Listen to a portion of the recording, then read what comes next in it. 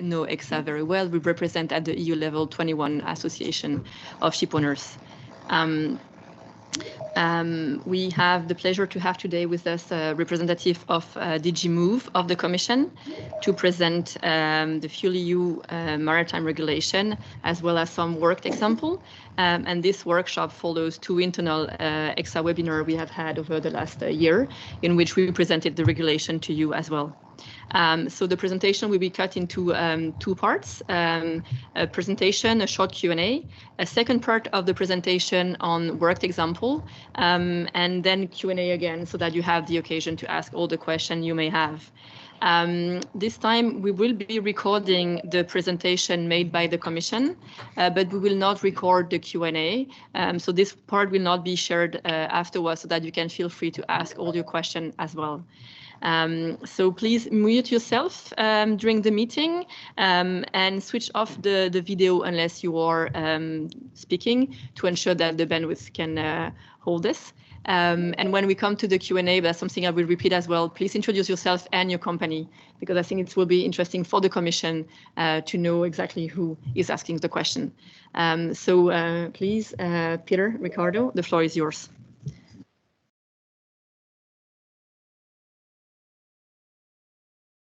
So, thank you very much for organizing this this webinar. We are very happy to be here and very pleased to see the significant amount of colleagues who are joining online and also in the room. So thanks for your interest in the FuelEU regulation. My name is Peter Ksaga and I work in DG Move. The unit is called the Maritime Transport and Logistics, and I'm a member of the team that is dealing with the FuelEU regulation. There's three of us, all three of us are here. Ricardo, who you might know well, and Hans-Peter, the third person.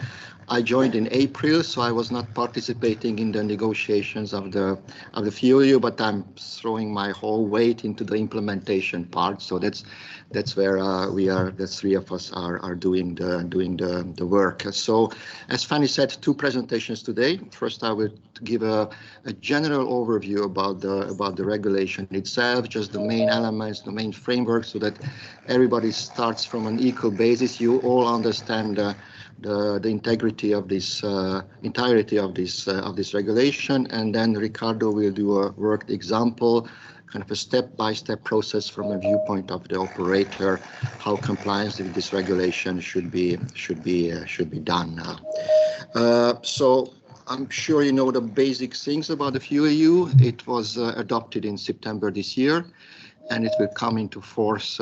It came into force, but it will be applied from January. 1st of January 2025. So we have almost a year until it kicks in. It's not that much. There's still a lot of work to be done on the side of the Commission, but also on the side of operators. So I think it's very timely that we start with such webinars, with such explanations already well ahead. I mean, one thing for ship owners is, of course, to know the regulation, to know your obligations, the requirements, how you comply. But I think another and equally important thing is that ship owners, they need to make decisions about long-term, mid-term investments. You know what kind of ships you are ordering, what kind of retrofitting you are doing, what kind of technologies you are deciding to incorporate in your vessels. So it's very important that you are factoring in these regulations into your midterm and long-term investment decisions, into your business decisions. So I think the objective to understand and really master this regulation is twofold. So maybe we can start with the real presentation after this short introduction. First, I take one step back and look at a little bit from the distance, saying that the FuelEU Maritime Regulation is included in the Fit for 55 package. I'm sure you heard a lot about Fit for 55. The EU made certain commitments for reducing carbon emissions, also internationally, and this Fit for 55 package lists a number of regulations that are supposed to deliver on these commitments. There was a decision made very clearly that all sectors of the economy have to participate in the carbon reductions, including the maritime sector. but other transport sectors as well, aviation, road. So we have 3 important maritime-related regulations and a number of other Fit for 55 regulations that are impacting the life in the maritime sector. The 3 key regulations are: the first one is the inclusion of the ETS, inclusion of maritime in the ETS, the EU Emission Trading Scheme. I'm sure you are quite familiar with this regulation already, as it kicked in from the 1st of January this year.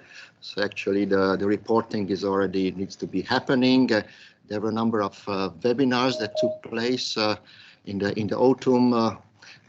Many of them were addressing directly stakeholders. There's a Q&A on the ETS, so I'm sure you're already mastering this this part of the regulation. And I have to underline that while the EU ETS and FuelEU Maritime, they have very different requirements. The objective is the same, to reduce carbon emissions, and there are a lot of similarities between the 2 regulations in terms of various issues, but they cannot be the same, obviously. There are important variations, and during the presentation I will be pointing out where the important differences lie, so that you cannot assume that certain things that are laid down in the ATS, they will be the same in the FuelEU Maritime, but in other cases is the case. So there's also surge regulations, the IFIR, the Alternative Fuels Infrastructure Regulation, and this is requiring EU ports to develop shore power facilities and bunkering infrastructure for alternative fuels. So this is providing the infrastructure for the implementation of the FuelEU, and also for complying with the ETS and trying to reduce carbon emissions and fuel use. So this is the wider picture. Now we can go straight into our regulation. This slide is quite dense, but I will further on during the presentation, I will be unpacking all these elements. I will see a little bit more about almost all these facts about the regulation. But to start with, there are 2 key requirements that formulates the heart of our regulation. The first one is that FuelEU is establishing reduction targets for the yearly average greenhouse gas intensity of the energy used on boards. So you see there a timeline going from 2025 until 2050, and there's a sliding scale of reductions, which needs to be. The ships are obliged to meet these reductions year by year, period by period. It's important to summarize the scope, which is the regulation is catching ships above 5 times the 5,000 gross tonnage, regardless of the flag. So all ships that are calling in European ports, they need to be participating in this.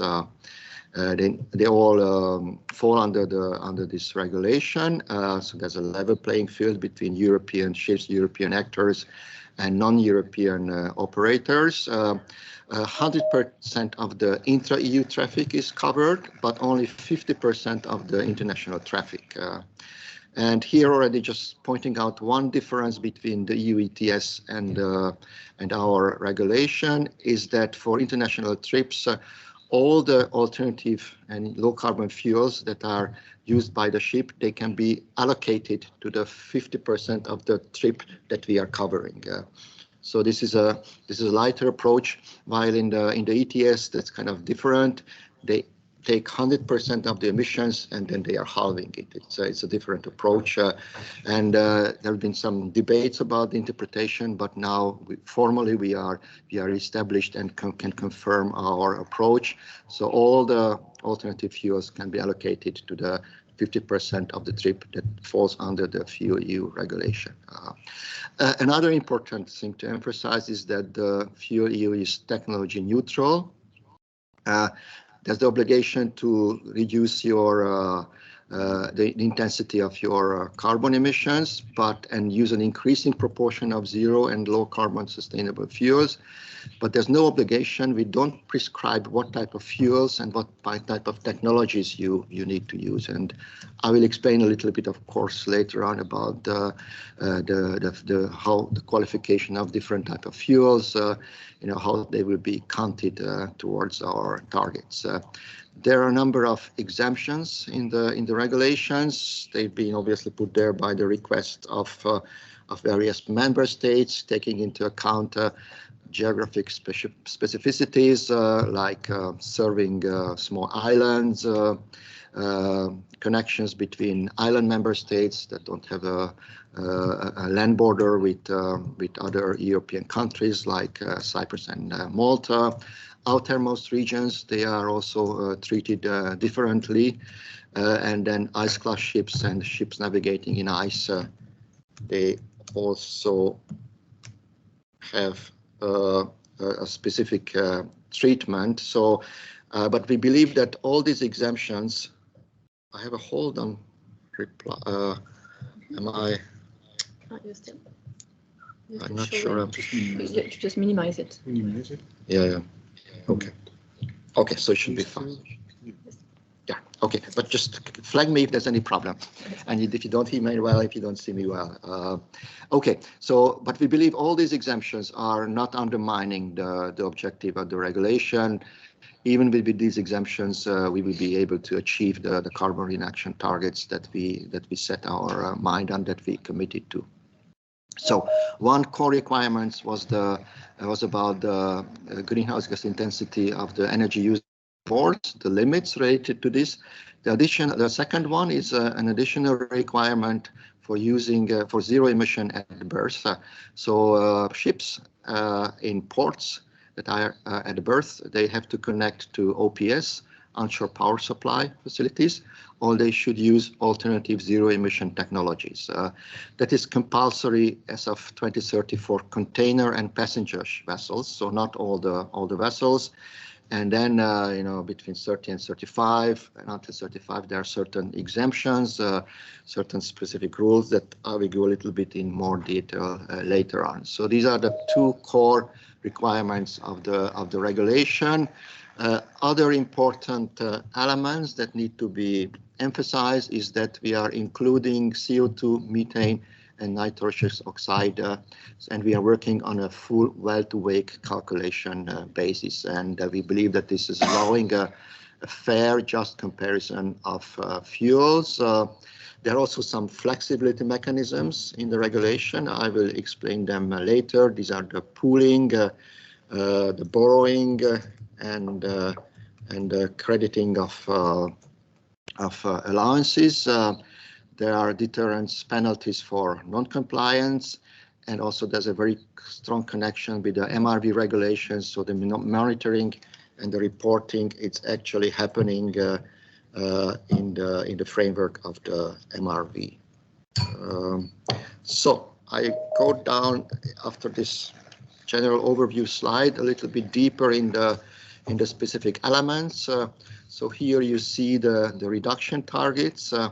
As you see, it's immediately obvious from the chart and from the grid that what we are talking about is a relatively slow introduction, a relatively mild, moderate targets at the beginning until 2035, and then the reduction becomes much steeper, much more ambitious. The reason for this is that we clearly understand the specificities of the maritime sector. We know that the lifespan of a vessel is 25, 30 years, but you correct me if I'm wrong. We know that vessels take several years to manufacture, so these decisions, they need to be done well in advance. We understand that it's a fast changing, moving field. The area of technologies, low fuel technologies, there are changes, science and the supply of these and the development of these technologies is non-stop happening, and also the fuel availability the development of new type of fuels is also a fast-growing and fast-changing field.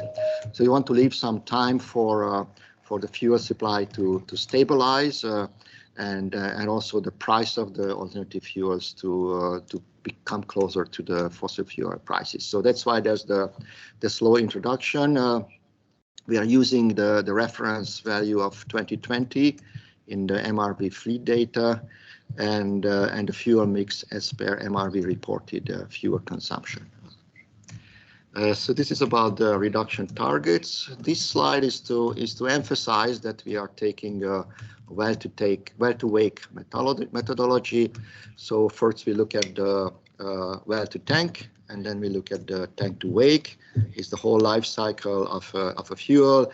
We have to look at extraction, processing, refining, transport and distribution, and then also the combustion and the conversion. And all these things are being covered. There's no partial coverage of the fuel, of the different types of fuels that we are talking about. We believe that that's the only way to ensure the environmental integrity of the regulation. There are various compliance technologies that can be used for complying with the regulation. This is a very nice picture that was done actually by Ricardo. You see the green boxes. They are actually the technologies that can be used for compliance with the regulations. So there are various sail system, kite sail system, ring sail system, solar sail system. If you equip your ship, your vessel with such systems, then they will matter. They will be the impact of these, the energy used like this will be calculated. They will have an input. They will have an impact on compliance with the regulations. Of course, renewable and low carbon fuels, they are the key element there. The use of onshore power supply is also counting towards the regulation, as well as auxiliary power units, low carbon fuel and hydrogen fuel cells. So fuel cells are also counting in, and there are a number of boxes, technologies that you see there that are not highlighted or rounded with green, and these are the ones that are helping energy efficiency, so they will be not ready. We will not be counting this towards the regulation. Just a word about onboard carbon capture and storage. For the moment, the regulation is not counting the use of such technologies, because we believe that this technology needs to be further demonstrated. There needs to be assurances about that such equipment is meeting certain standards, certain requirements. So it's not a recognized option for the moment, but we understand the interest of the industry about this. So we kind of commit that in future assessments, we will be investigating this issue, how CCS can be brought on board of the regulation if certain requirements are being met in terms of transparency, in terms of certification, and we are likely to launch a work stream that will be looking at this issue, how CCS can be made part of the regulation. Next slide about fuel use. So as I said, it's the task of the operators to decide what kind of fuels they are using. We see there, there's a big interest in various types of alternative and low carbon fuels. We believe that it is important that operators are looking at a variety of options, and they do. We receive information when we are meeting with industry or when we are seeing the press that there's a lot of activities looking at different types of fuels, most importantly methanol for the moment, but ammonia is heavily researched and considered. Of course, LNG is already there, and but we believe that it's a kind of a transitional fuel. It's a case to use now. But later on, when we are having more steep reduction targets, then the use of LNG will not be sufficient. So we see when we look at order books, like this year or last year in 2023, we see how the number of vessels that are being ordered, the dual fuel use vessels, methanol vessels, they are growing in proportions. I think there was in the news a few days ago also that first time in 2023 the number of methanol ships that were ordered is higher than the LNG ships. So the transition from LNG towards methanol is already happening, and it's a gradual process, but it's taking place. We also see that bigger companies and container ships, they are doing better. They are in the forefront of this transition. The statistics say that bulk carriers and car carriers, they are a little bit behind. So there's this there's this division for the moment in how the investment is happening in new vessels, but obviously this might change. We understand that investments needs significant upfront costs, and bigger players, they are easier, in a better situation to make these investments. But of course, medium-sized and smaller-sized enterprises, they also need to move ahead with this regulation. One thing to say also is that it's not only the type of the fuel, that the way the fuel is manufactured, that's also crucial. So we can move from gray fuels to blue fuels and finally to green fuels. So the amount of renewable energy that is used is crucial to reach the desired carbon savings, the carbon emission savings with the fuel. The next slide is dedicated to RFNBOs, renewable fuels of non-biological origins. While we said that the regulation is technology neutral, RFNBO is a bit of an exemptions. We are trying to promote the use of RFNBOs with two specific measures, with two specific mechanisms. One of them is a multiplier. So if there's a multiplier of 2 from 2025 until 2033, so operators will be rewarded, ships will be rewarded if they are using an RFNBO during this period. And there's also a so-called sunrise clause. So if the share of RFNBOs in the maritime fuel mix is less than 1% by 2031, then a mechanism kicks in. There will be a 2% sub-target from 2031 if it's required. Now, there are also references in the regulation that the Commission will have to look at the availability and the price of the RFNBOs. We look at the market and we see that the availability is very problematic. The price is very problematic. Then the Commission has the ability to not to kick in this sunrise clause. So there are some safety clauses that are included there. But we do believe, and a lot of stakeholders and member states believe, that it is important to push on the use of RFNBOs because they are really and they are a superior type of fuels. Here I talk a little bit now about the use of zero emission technologies and OPS at berth. So the second requirement, it applies to container ships and passenger ships. So it is important that by 2030, ships are equipped with specific plugs that permit them to connect to onshore power supplies. And it's also important for ports to be ready to provide a connection. So we are talking a lot to ports. They are aware of their obligations. And they need to do the proper investment. Also, there's a lot of talk about the availability of grids that are able to handle the large amount of electricity demand that will be coming from large size of ships, especially cruise ships. So there need to be preparation on the ship side, but also on the port side.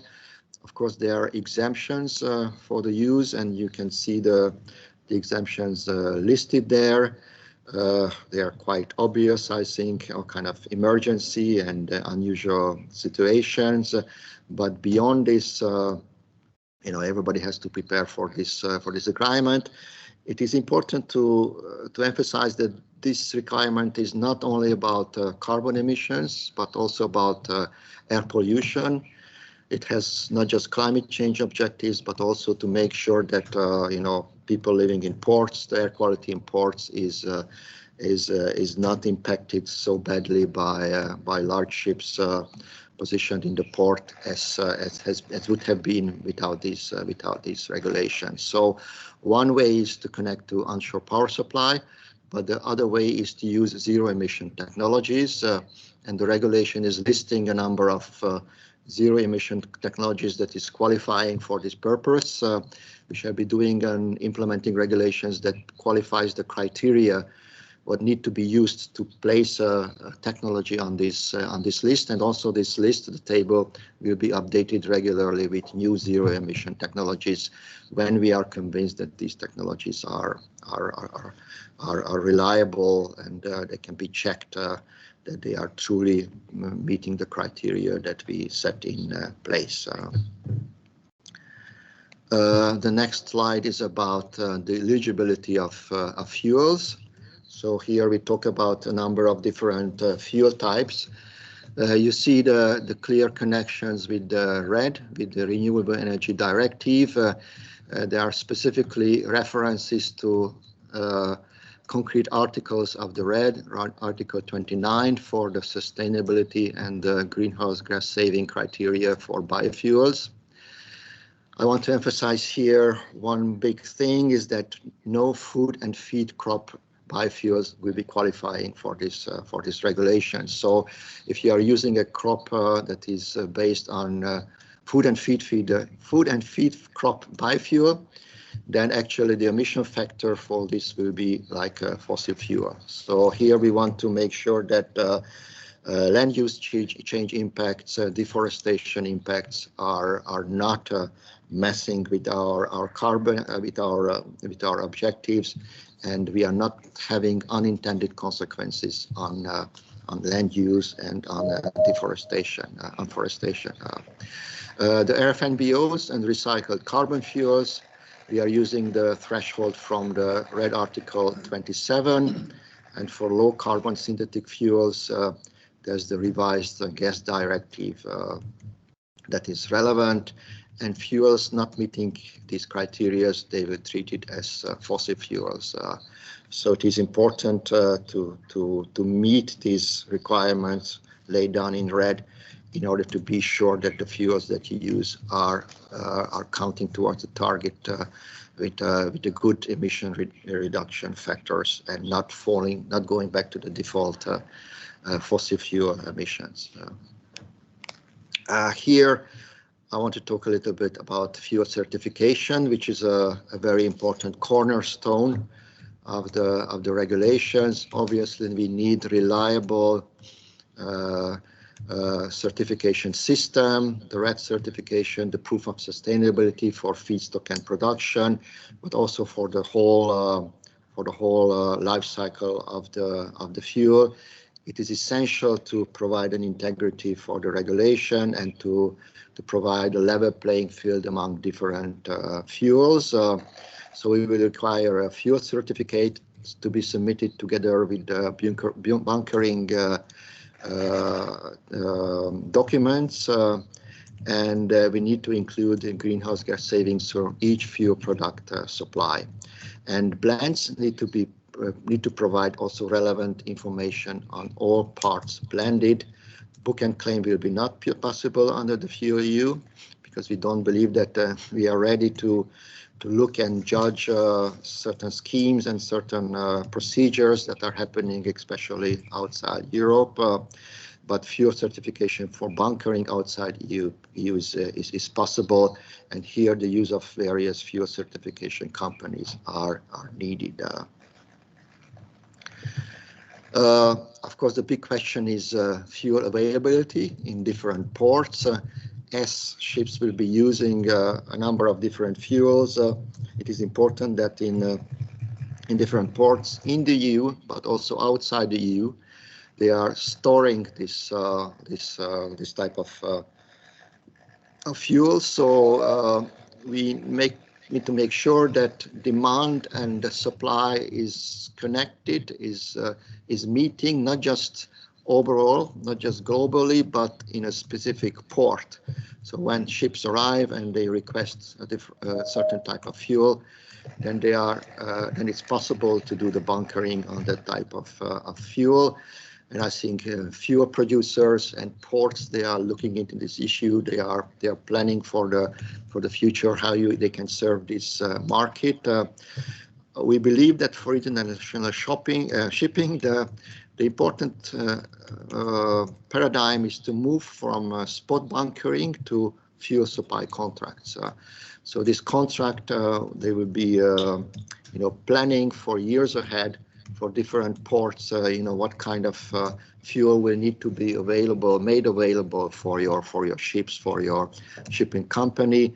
So we imagine that there will be fuel supply contracts established between shipping companies and different ships and fuel suppliers and different ports to make sure that these fuels are supplied in a place and at a time when they are needed.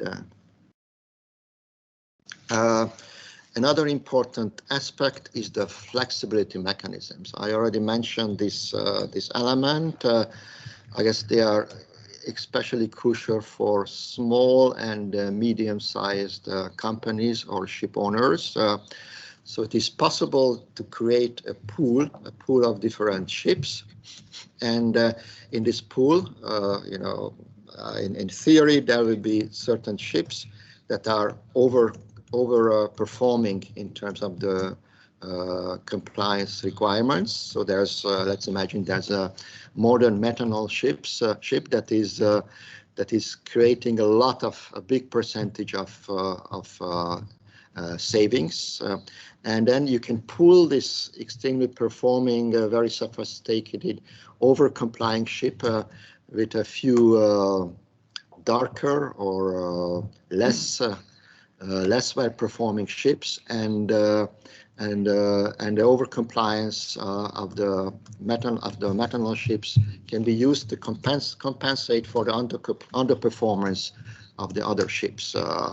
So we see already interest from some bigger companies who are seeing that in the next few years they will start operating large modern vessels that will be able to run on methanols, and they will be overshooting their targets, and they will be happy to create a pool and use this compliance, share this compliance with other operators, with other vessels that are not performing that well.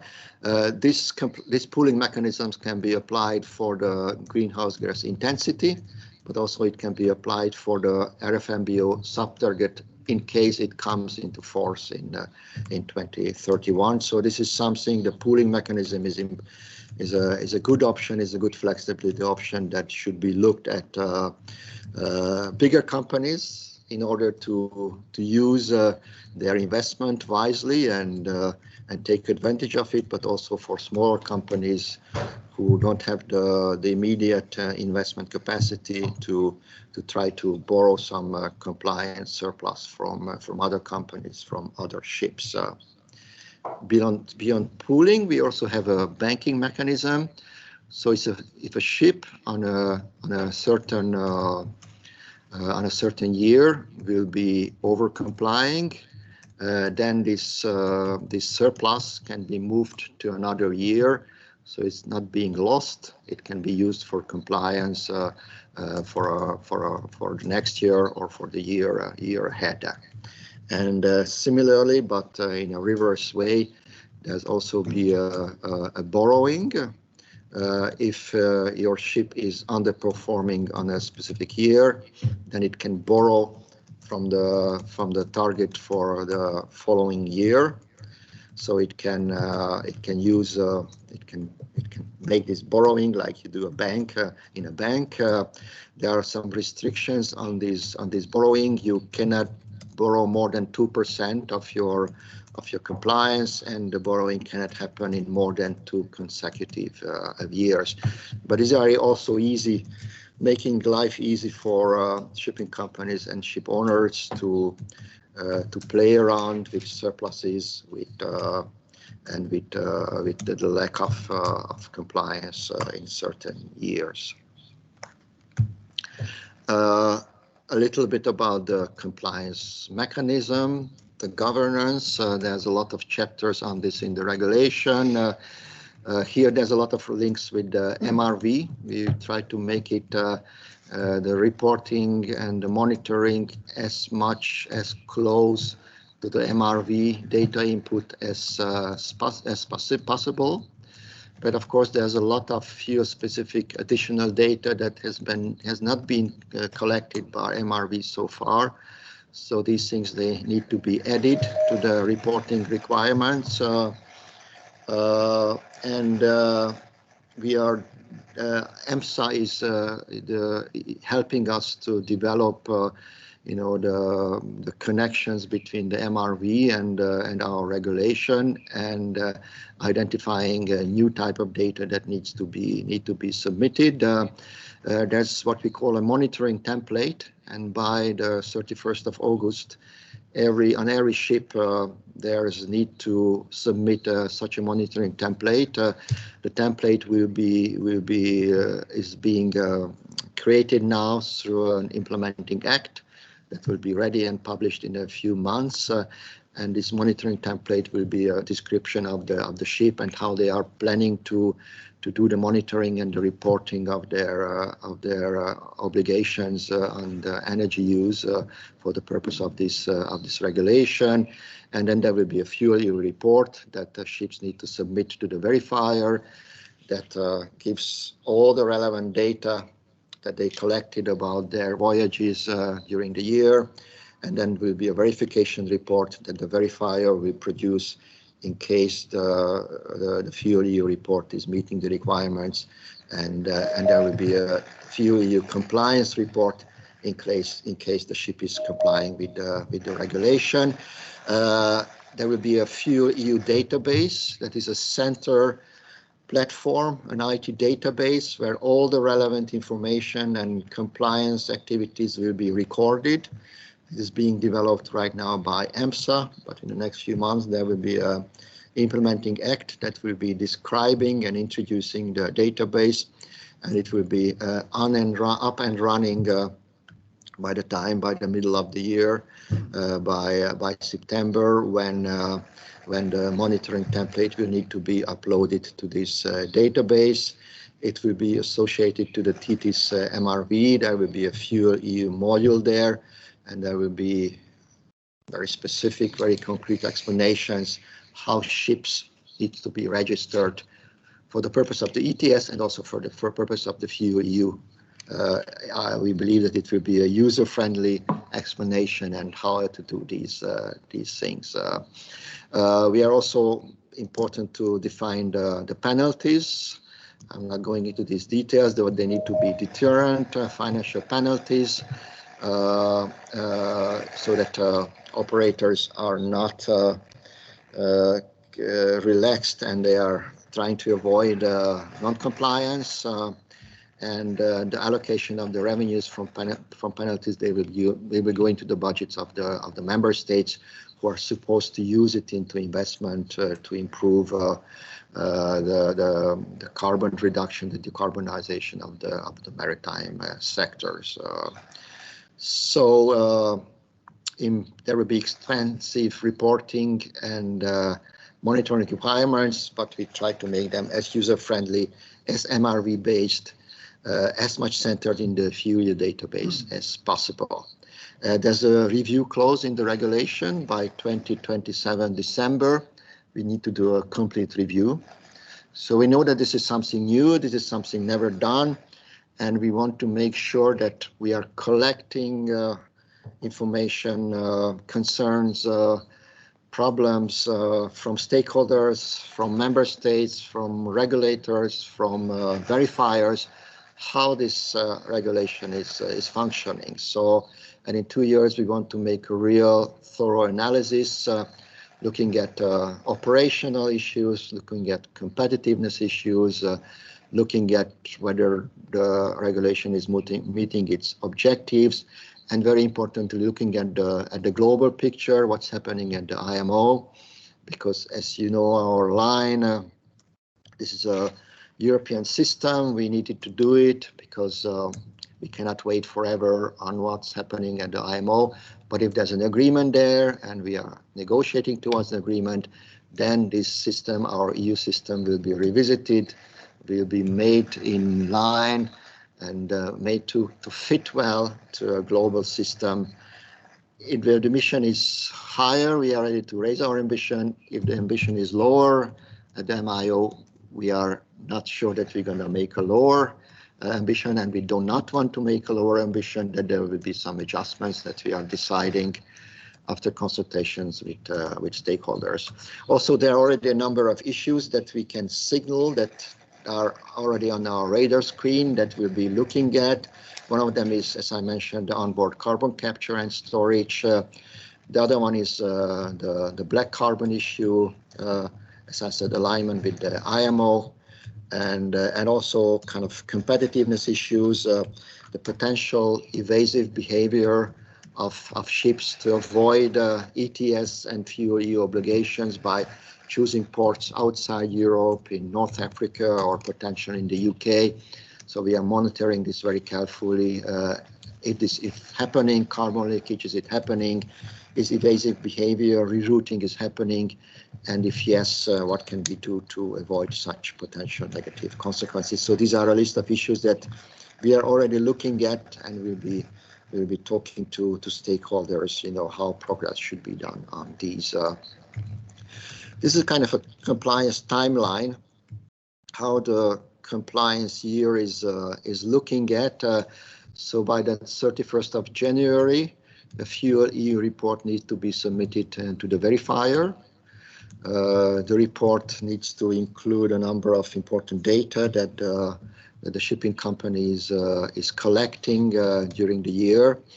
One important difference here between the ETS and the FuelEU is that the regulated entity in the FuelEU is always the company that has the IMO identification number. In the ETS, it's different. There could be a private contract between the ship owner and the shipping company who's regulated under the ETS, and whose obligation it is to comply with the ETS regulation. And the FuelEU, it is different. It is always the reference point is always the IMO identification number. We know that it complicates a little bit compliance, but we believe it is very important, because if there's a strong likelihood of a global system, of a global FuelEU standard, then we are sure that it will be based on the IMO structure, on the IMO number, identification number. So we need to make sure that the EU system and the global system can talk to each other, can be connected, and there's no big discrepancies or differences between the two, but the two can be merged into one. So first, the FuelEU report, then there will be a verification report that is produced by the verifier. It will be uploaded to the FuelEU database by the 31st of March. Then companies will be able to indicate that they want to use the flexibility mechanism, pooling, borrowing, and crediting. And then a FuelEU document of compliance will be issued. You have to be issued by the 30th of June.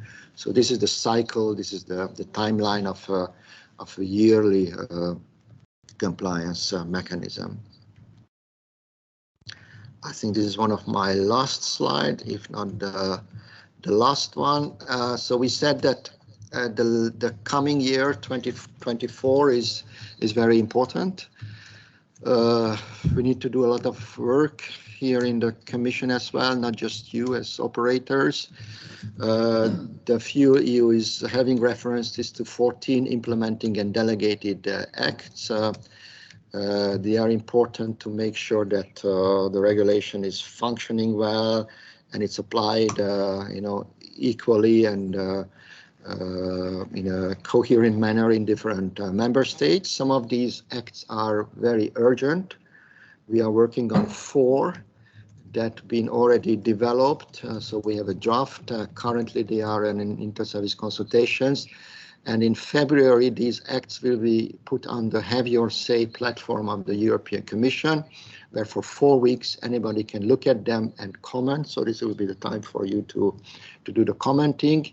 These 4 acts, 3 of them are relating to the governance aspect, one about verification activities. The second one is about accreditation of verifiers.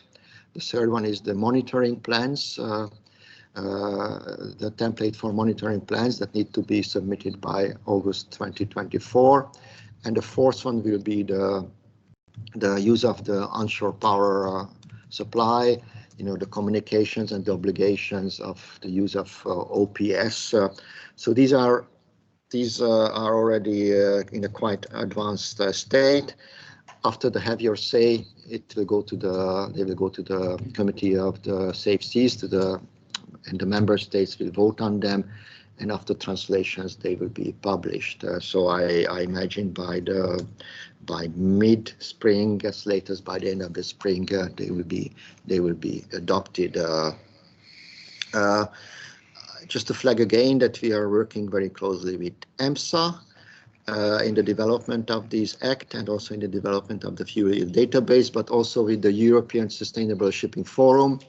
EXA is there. We are very active collaborators. We have the plenary, but even more importantly, we have some subgroups, the subgroup, and we are also having a number of work streams that are working on very important issues that will be relevant for the implementation of the directive.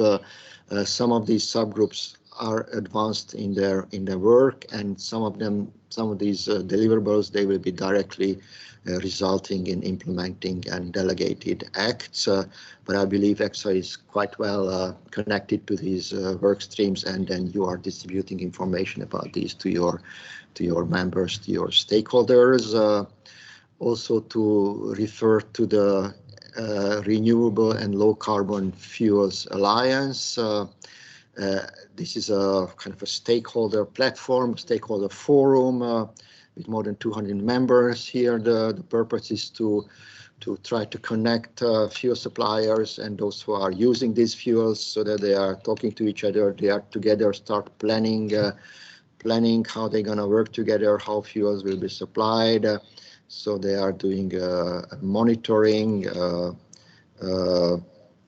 They are doing mapping about fuel and supply and developing specific projects that will be helping to match supply with demand. And again, the alliance is another thing that will be active during this year as well. And ETS implementation, waterborne instruments. There's some funding that is available. The EU Investment Fund, when there's a big amount of money that is being offered for operators.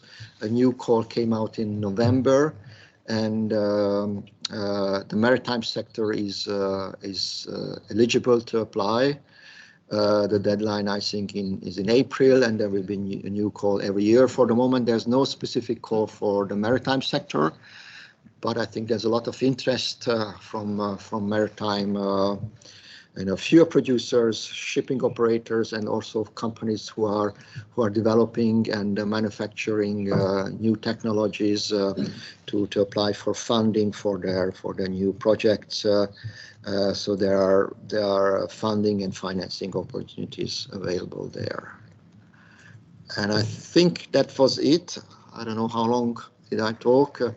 Long, but just one more thing is that I understand that there's a lot of question. This was the basic things. We are developing a Q&A, which is relevant. Maybe you've seen the Q&A that was put on the website of the Commission that is covering the EU ETS. There's like around 60 questions, and there's a flow chart of what companies need to do step by step. We want to do something very similar for the FuelEU as well.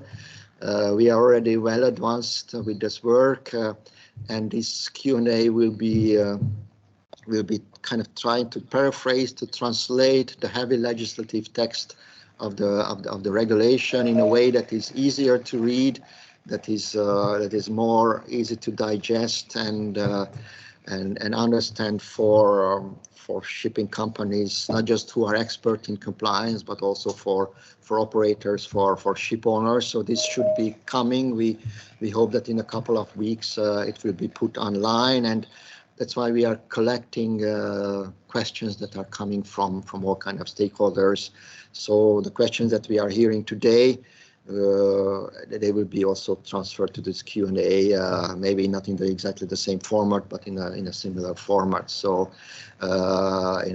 maybe we can make it more general or more specific, but so please ask questions, and not for the reason just to get an answer, but for the reason that you see these answers followed up in the Q&A as well. Also, we are producing a flow chart, a step-by-step approach, what ship owners, shipping companies need to do for the compliance of this regulation.